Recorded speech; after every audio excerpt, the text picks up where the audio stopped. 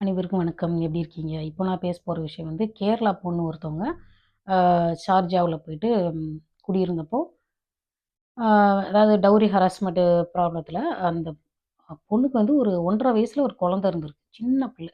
இப்பதான் நடக்க ஆரம்பிச்சிருக்கு. அந்த பிள்ளைய வந்து கொன்னுட்டு அந்த பொண்ணும் தற்கொலை பண்ணிட்டு இருக்கு. அந்த பொண்ணு ஒரு இடத்துல ஹெச்ஆரா வேலை பார்த்துருக்க பொண்ணு. நல்லா படிச்ச பொண்ணு.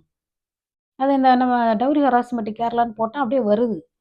அதாவது டாக்டர் பொண்ணு, வக்கீல் பொண்ணு எப்படி இவ்ளோ படிச்ச பொண்ணுங்க வந்து தற்கொலை பண்ணிக்கிறாங்கன்னு தெரியல. அதாவது கிராமத்துலலாம் பார்த்தீங்கன்னா, ஒரு 5வது, 6வது, 10வது இந்த மாரி 8வது படிச்சவங்கலாம் யாரும் தற்கொலை பண்ணிக்கிறது கிடையாது. ஏன்னா, அம் எதுக்கு அவங்க அவ்வளோ தைரியம் அதாவது அந்த கிராமத்துல நான் எவ்வளவோ பேர பார்த்துருக்கேன். தைரியசாலியா இருப்பாங்க.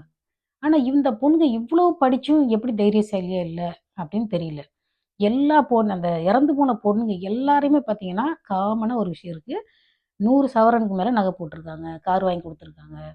பொண்ணுங்க எல்லாருமே அழகா தான் இருக்காங்க. இப்போ வந்து ஒரு பொண்ணு அழகா இல்ல அப்டின்லாம் ஒரு பிரச்சனையும் கிடையாது. நல்லா அழகா இருக்கு. அதாவது ஒரு தேவதை மாரி பொண்ணு கிடைச்சிருக்கு. அத வச்சு அவனுக்கு வாழ தெரியல. என்ன?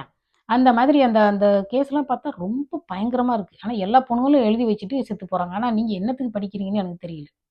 என்ன 5வது, 6வது, 7வது படிச்ச கிராமத்து பொண்ணுங்க யாருமே தற்கொலை பண்ணிக்கிறது கிடையாது. பொறுமையா இருக்காங்க. அந்த பிரச்சனைய சரி பண்றாங்க. பிடிக்கலனா போடான்ட்டு போய்க்கிட்டே இருக்காங்க.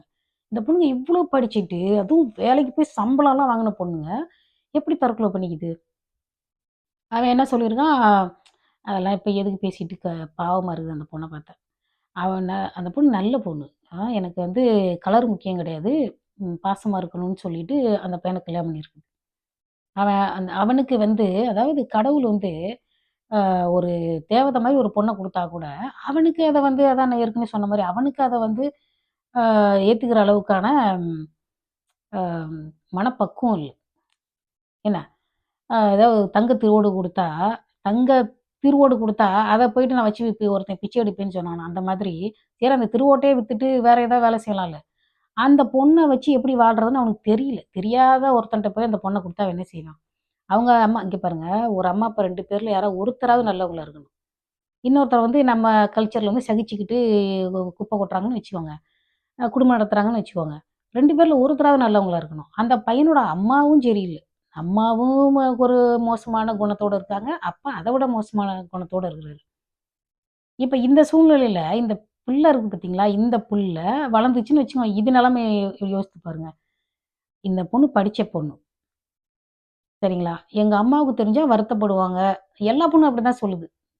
எங்க அம்மாவுக்கு தெரிஞ்சா வருத்தப்படுவாங்க. என்ன இப்ப செத்து போனா மட்டும் வருத்தப்படாம என்ன